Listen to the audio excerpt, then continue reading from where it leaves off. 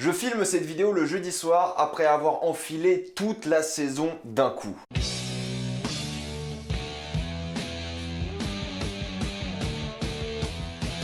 Stranger Things saison 3. Comme d'habitude, jusqu'à la limite indiqué dans le titre de la vidéo, il n'y a pas de spoilers, que vous êtes tranquille, après on va tout spoiler. Si vous n'avez pas vu Stranger Things saison 1 et 2, cette vidéo est aussi faite pour vous, je ne spoilerai rien des premières saisons. Après les événements de la saison 2, on va retrouver nos enfants préférés dans la ville d'Hawkins. Ils vont devoir faire face à plein de problèmes tels que les relations amoureuses, l'adolescence, les communistes russes et des monstres d'une autre dimension. Stranger Things saison 3, c'était l'une des séries les plus attendues de cette année parce que Stranger Things c'est une série qui a vraiment cartonné ces dernières années. C'est sûrement aujourd'hui la série phare, la série symbolique de Netflix. Moi j'aime beaucoup Stranger Things, mais je l'ai jamais considéré comme une excellente série, une grande série de télévision. Et au fait, avec cette saison 3, on se rapproche vraiment de quelque chose d'extrêmement qualitatif. Comme les acteurs de la série elle-même a grandi énormément en maturité. Techniquement, elle a aussi beaucoup évolué, que ce soit avec le côté artistique, la mise en scène, les lumières, enfin tout le côté vraiment artistique de la chose, et aussi le côté effets pratiques, effets spéciaux. C'est une série qui a beaucoup mûri ces dernières années, et je suis content qu'ils aient laissé 1 an et demi entre les saisons parce que ça se voit vraiment qu'ils ont travaillé cette série. Durant les 2 premières saisons, j'ai passé un bon moment, mais j'ai jamais été vraiment waouh, c'est une série de fous furieux quoi. Je me suis dit, c'est très cool, c'est très sympa, il y a de bonnes qualités, il y a aussi pas mal de défauts, mais c'est pas une grande série. Et aujourd'hui, au fait, ça prouve bien que j'avais tort, déjà parce que ces saisons 3 montrent bien que Stranger Things peut être une grande série, et ça montre bien que Netflix vont fermer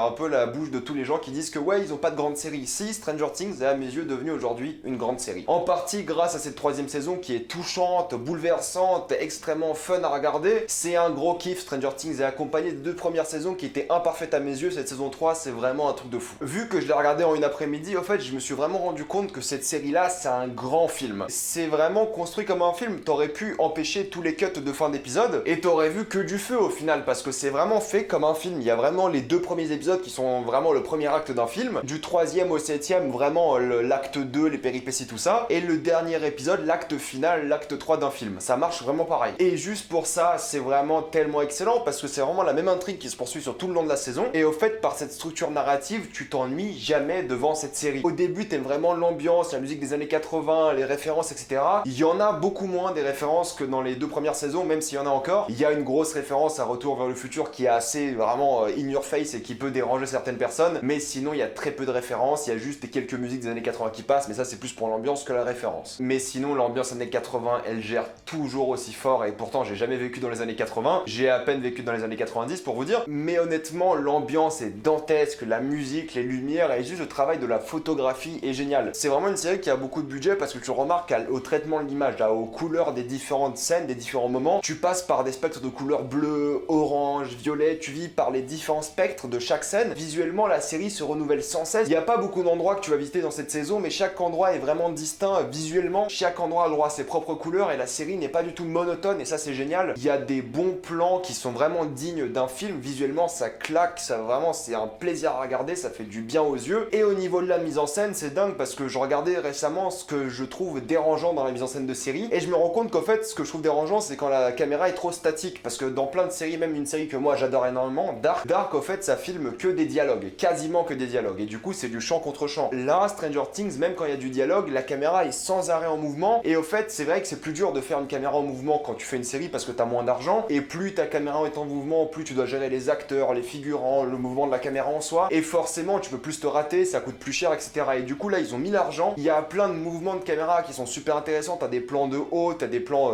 type satellite, t'as des plans de partout qui sont vraiment bien mélangés avec l'effet pratique de la caméra qui existe et un mélange qui fait grâce à des transitions avec une caméra virtuelle et ça le fait assez souvent et c'est juste vraiment très divertissant. On a donc une caméra très dynamique, une image qui est vraiment très soignée et juste du côté technique de la chose, c'est génial. Les décors années 80, l'ambiance, la musique, le synthé, tout ça, c'est superbe. Et j'aime beaucoup parce qu'ils utilisent toujours le synthé, que ce soit une bonne ambiance, une mauvaise ambiance, une ambiance flippante, c'est toujours du synthé. Et c'est juste tellement kiffant. Et même au niveau des effets spéciaux, c'est largement mieux qu'avant. Et putain, ça a vraiment de la gueule. Ils ont mis le budget Netflix. Ils ont dit qu'ils allaient sortir ça pour le 4 juillet. D'habitude, ils sortent leur série le vendredi. Et là, pour la fête de l'indépendance américaine, ils ont sorti Stranger Things. Et ça vaut vraiment le détour pour le coup. Parce que là, vraiment, ils ils ont mis le pactole. Et en plus de ça, la série aborde quelques thématiques assez intéressantes, que ce soit la politique américaine, le fait d'être une petite ville aux États-Unis. Ça aborde l'idée de l'innocence et de l'adolescence, parce que justement ces enfants sont plus vraiment des enfants. Le traitement de l'innocence est fait par le biais de l'adolescence justement, où les enfants découvrent la jalousie, la colère, la peur, etc. Et du coup vraiment l'innocence disparaît au fur et à mesure de cette série. Ça reste évidemment soft, mais la thématique de l'innocence est présente, et la thématique de l'amitié est encore une fois le cœur de la série. Jusqu'où peux-tu aller pour tes potes? Donc ça va vraiment loin, et niveau des personnages, ils évoluent vraiment pleinement. J'en parlais en spoiler parce que j'ai pas envie de vous gâcher la surprise, mais c'est vraiment concis, t'as le droit à des scènes vraiment très touchantes entre personnages, t'auras une fin que j'ai trouvé vraiment très touchante, sûrement l'un des meilleurs passages de Stranger Things. Et au fait, le scénario en soi il est surprenant, il y a des trucs qui ont lieu, tu t'y attendais pas du tout, mais c'est logique. C'est pas surprenant pour te surprendre et te dire waouh on t'a surpris, non, c'est vraiment surprenant parce que c'est construit logiquement, et des surprises j'en ai eu durant cette saison et je suis bien content. L'alchimie entre les personnages est toujours aussi réussie, c'est un plaisir de les voir à l'écran interagir. Les enfants se sont clairement améliorés niveau jeu d'acteur aussi, le casting secondaire est aussi très présent. Bref, c'est un pur plaisir cette saison 3. La gestion des méchants russes est vraiment bien gérée, cette idée de la guerre froide est vraiment très pertinente dans cette saison. Ça va vraiment très loin de ce point de vue là et j'ai beaucoup aimé, vraiment choc des cultures à un certain moment. J'ai aussi beaucoup aimé l'utilisation des pouvoirs d'Eleven qui ont vraiment évolué, qui sont beaucoup plus réalistes, entre guillemets réalistes, mais qui ont des limites bien plus distinctes et plus intéressantes. Par contre c'est vrai qu'on voit pas certains personnages de la saison 2, de l'épisode 7, qui était un épisode quasiment spin-off de la série, qui n'avait rien à voir avec le reste de la série. C'était vraiment l'un de mes points noirs concernant la saison 2, mais ces personnages ne réapparaissent jamais et ce délire là ne réapparaît pas dans cette saison. On est vraiment concentré sur l'intrigue principale, et même les monstres je les ai trouvés beaucoup mieux gérés, et toute l'intrigue, la backstory avec le gouvernement, tout ça était aussi plus réussi. Au fait ils ont coupé toutes les scènes inintéressantes que j'ai trouvées dans la saison 1 et 2, ils ont simplifié le scénario. Dans la première et deuxième saison il y avait trop d'histoires avec le gouvernement, c'était trop complexe, trop de personnages, t'avais pas forcément toutes les motivations des personnages, tu comprenais pas toujours toute la logique, et là ils ont vraiment raccourci tout ça. T'as un scénario qui est plus simple et plus logique et en même temps plus efficace. Ça veut pas dire que le scénario est simpliste, il est aussi très bien étudié et très bien foutu je trouve, mais juste que c'est beaucoup moins rigide à suivre et ça c'est un pur plaisir. En tout cas cette saison 3 elle est touchante, elle est drôle, tu t'ennuies jamais, tu vois pas le temps passer tellement ça va vite et tellement c'est fait comme un film de 8 heures. T'adores revoir des personnages, t'adores les acteurs. Il y a d'ailleurs une actrice qui s'appelle Robin dans la série, qui est la fille de Uma Thurman et de Ethan Hawke. Peut-être qu'ils l'ont conçu à Gattaca, qui sait. Mais en tout cas pour l'ambiance, pour la musique, pour le délire années 80 mais qui est pas trop référencé, je vous conseille énormément Stranger Things et cette saison 3 qui est pour moi la meilleure saison de la série. J'ai hâte de voir la suite, je suis très curieux de là où ça peut aller. On pourrait même finir l'histoire des enfants et partir en spin-off, moi ça m'irait très bien. Je trouve que le monde est assez abouti et j'aimerais beaucoup voir un spin-off genre guerre froide, genre vraiment guerre froide, avec l'histoire des monstres et tout, ça pourrait être très cool. En tout cas je vous conseille fortement cette série. Avant de passer en spoiler, pensez à vous abonner à la chaîne pour plus de vidéos, mettez un j'aime et partagez cette vidéo, ça aide beaucoup la chaîne. Si vous aimez la chaîne, pensez à la soutenir gratuitement grâce au lien dans la description et dans le commentaire épinglé, vous regardez une petite pub et moi ça me fait un peu d'argent. Suivez-moi sur Instagram pour des critiques exclusives, suivez-moi sur Twitter pour toutes les news et on spoil.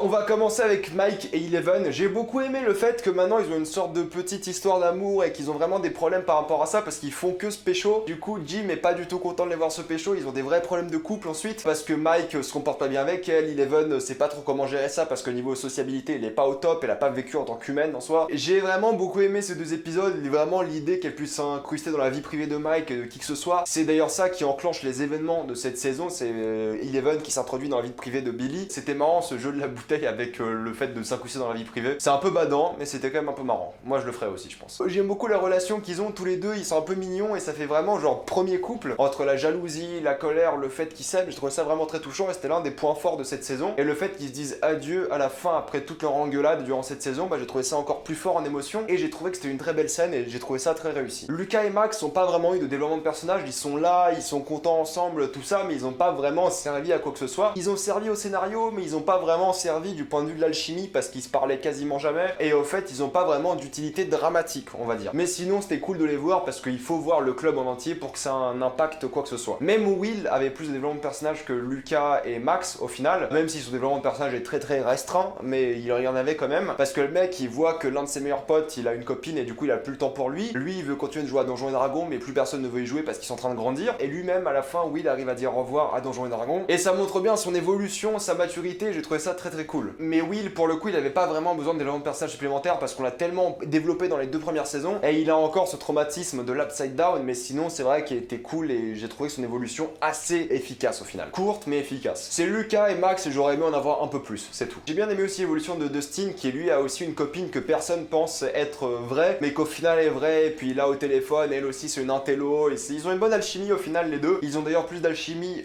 tous les deux que Lucas et Max, mais bon c'est comme ça. Et j'aime beaucoup son côté aventurier, même si des fois c'est qu'il est un peu abusé. C'est vrai que tous les moments qu'ils sont dans la base militaire russe, bah t'y crois pas vraiment au final parce que c'est trop simple et les enfants s'échappent trop facilement. T'as l'impression que les Russes c'est des gros bolos. Même Erika, je suis pas très fan de son personnage. Elle a pas eu vraiment de développement. Au début c'est la même personne qu'à la fin, quasiment on va dire. Dustin était cool à suivre durant cette saison je trouve, mais encore une fois trop de facilité scénaristique concernant les Russes et ça c'est un vrai problème. Mais encore une fois c'est pas un gros problème, c'est juste voilà un peu facile. J'ai bien aimé l'histoire de Nancy et Jonathan qui sont eux en couple et tu vois bien qu'ils ont eu eux une bonne alchimie, ils s'entendent bien, mais c'est vrai que Nancy se faisait harceler au travail par ses patrons parce qu'elle était juste là pour servir le café. Au final elle voulait être journaliste et elle suit une piste qui méritait d'être suivie, mais au final tout le monde pense qu'elle est bête et qu'elle a perdu du temps et de l'argent de la compagnie. Sa relation je l'ai bien aimé, j'ai beaucoup aimé son évolution, elle était prête à sacrifier limite pour Jonathan et toute leur évolution est très cool je trouve. C'est un bon ajout à tout ce gang de personnes parce que vraiment ils rentrent bien avec ce groupe de gamins et encore une fois les adieux entre Nancy et Jonathan étaient assez touchants je trouve. C'est Billy pour moi qui était l'un des gros points forts de cette saison parce que vraiment on s'est beaucoup concentré à son passé, d'où il venait, pourquoi il se comportait comme ça avec Max et le fait qu'Eleven soit un peu en fusion avec la psyché de Billy, je trouvais ça très cool. Et le sacrifice de Billy alors qu'il était méchant durant le début de la saison était à mes yeux assez poignant parce qu'il fait un sacrifice ultime pour sauver Eleven parce que le monstre voulait choper Eleven pour je sais quelle raison, mais c'était elle la clé de tout ça apparemment, peut-être pour ouvrir son monde au monde des humains et du coup pouvoir vraiment l'envahir, mais en tout cas c'est vrai que son sacrifice était très cool et je trouve le personnage vraiment réussi. Tout le flashback avec sa maman à la fin sur la plage, je l'ai trouvé aussi très touchant. L'un des gros points forts de cette saison aussi c'était la relation entre Steve et Robin et j'ai beaucoup aimé que ça se finisse pas en histoire d'amour bête et méchante mais qui est plus que ça en fait. Robin soit vraiment jalouse de Steve plus qu'autre chose et que Steve se sente un peu paumé parce qu'il a pas vraiment d'argent pour aller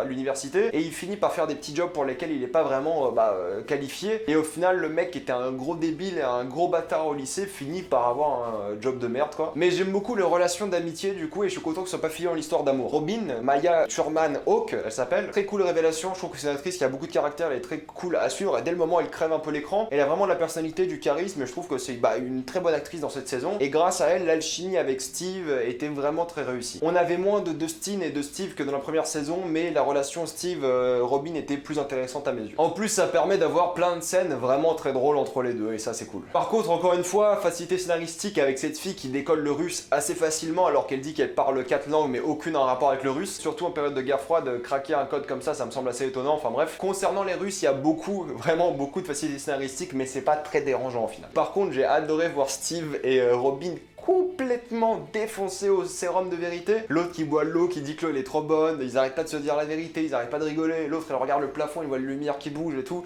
c'était hilarant. Franchement j'ai adoré voir cette scène, c'était une bonne scène de complicité et en même temps c'était une scène où ils étaient juste défoncés, c'était drôle à voir. En tout cas je trouve que c'était une bonne idée d'avoir Billy contaminé par l'Upside Down dès le début, parce qu'en fait ça a permis d'avoir un personnage qui aurait pu avoir une rédemption, de être totalement méchant. Ça rend la série plus dramatique parce que vu que lui est devenu méchant contre son gré et que toi tu sais qu'au fond de lui il est vraiment quelqu'un de bien, ça rend le fait qu'il soit méchant encore plus impactant et tu dis qu'il mérite mieux au final et quand il fait ce sacrifice et il a le droit à sa rédemption finale, ça marche plutôt bien. Donc j'ai trouvé ça vraiment très malin comme choix de catalyseur pour les méchants. C'est vrai que cette saison elle faisait beaucoup profanateur de sépulture ou de body snatchers je crois en version originale, avec les humains qui deviennent les méchants, tu sais pas réellement qui ils sont contaminés, ils se font tuer, tout ça pour embellir la bête et la rendre de plus en plus grande. C'est un film que j'aime beaucoup, Body Snatchers, et je trouve qu'ils ont vraiment bien réussi ce délire là, ils l'ont pas poussé à fond, c'est qu'à un moment ils disent stop et la bestiole devient bestiole et ils font avec quoi. J'ai aimé aussi la scène où t'as Jim qui s'attaque au maire de la ville parce qu'il est vraiment au bout des choses. On va reparler de Jim juste après évidemment, mais lui il est vraiment, il en a marre de cette ville de merde où tout le monde cache des secrets et tout, il en a vraiment marre quoi. Et du coup il va casser la gueule au maire, il lui dit dis-moi tout, dis-moi où est le Terminator russe. Parce que oui, le mec ressemble à Terminator Schwarzenegger mais en version russe à un moment tellement il se prend un coup par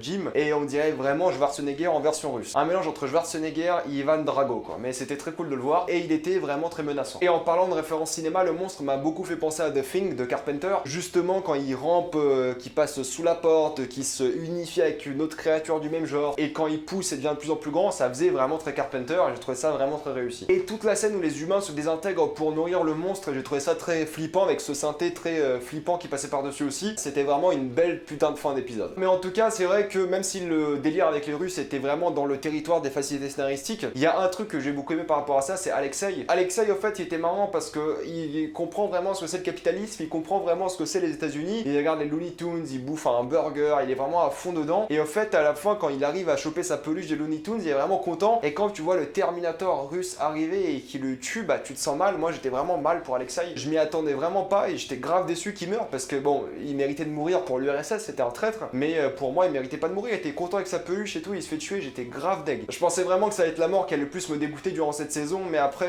on connaît tout sa suite. Mais Alexei, tu méritais mieux. En tout cas, tu méritais pas de mourir comme ça. Il y avait aussi cette scène que j'ai trouvé très réussie avec Eleven, qui m'a hérissé les poils, parce que vraiment, tu vois la créature dans son tibia, ensuite on lui ouvre la jambe avec un couteau et elle le sort avec ses pouvoirs. Oh, c'est dégueulasse. Moi, ça me répugne toutes les créatures dans le corps de quelqu'un, je trouve ça immonde, et c'était vraiment une scène très angoissante de ce point de vue-là. Je dois avoir de la parasitophobie, je pense. Je crois que ça s'appelle comme ça. Quand t'as peur des parasites dans ton corps, c'est...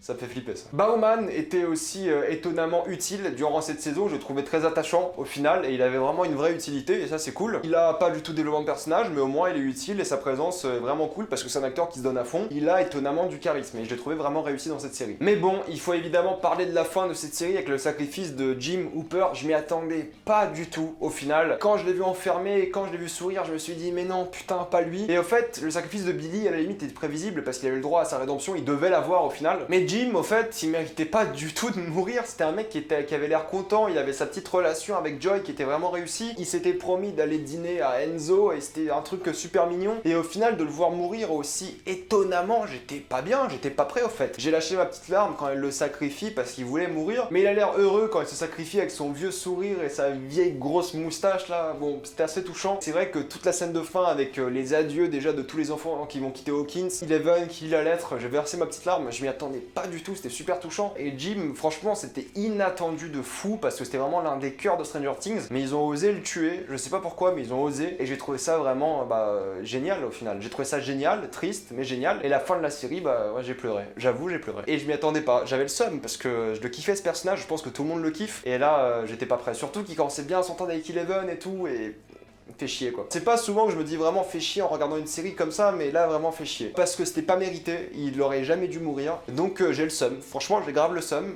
Mais je suis content parce que c'était un bon truc qui était surprenant, mais logiquement surprenant. Genre, c'était pas en mode ouais, ils vont le tuer pour le tuer. Si t'y penses bien, c'était logique qu'il meure dans la situation dans laquelle il était. Et il avait pas du tout prévu de se sacrifier, il a juste fait une erreur. Et quand il a fait cette erreur, il se rend compte qu'il est dans la merde, il est dans le pétrin, il peut pas s'en sortir et il meurt. Au final, c'était même pas un sacrifice parce qu'il aurait pas dû mourir là-bas, il est juste mort parce qu'il a fait une bêtise. Donc bon, j'ai trouvé ça touchant, très réussi quand il lit la lettre, très touchant et tu le vois balader comme ça. Il avait beaucoup de charme ce mec, il avait beaucoup de charisme et la relation qu'il allait avoir avec Joy allait être géniale, mais on le saura jamais et je suis grave triste pour ça. Je vais m'arrêter là, je pense pour Stranger Things saison 3, j'ai vraiment adoré cette saison, c'est à mes yeux la meilleure et Jim va me manquer. Adieu, colonel. Mettez-moi dans les commentaires ce que vous avez pensé de Stranger Things saison 3, avez-vous adoré, détesté dans les commentaires. Pensez à vous abonner à la chaîne pour plus de vidéos, mettez un j'aime et partagez cette vidéo, ça aide beaucoup la chaîne. Si vous aimez la chaîne, pensez à la soutenir gratuitement grâce au lien dans la description et le commentaire épinglé, vous regardez une petite pub et moi ça me fait un peu d'argent. Suivez-moi sur Instagram pour des critiques exclusives, suivez-moi sur Twitter pour toutes les news et salut à tous.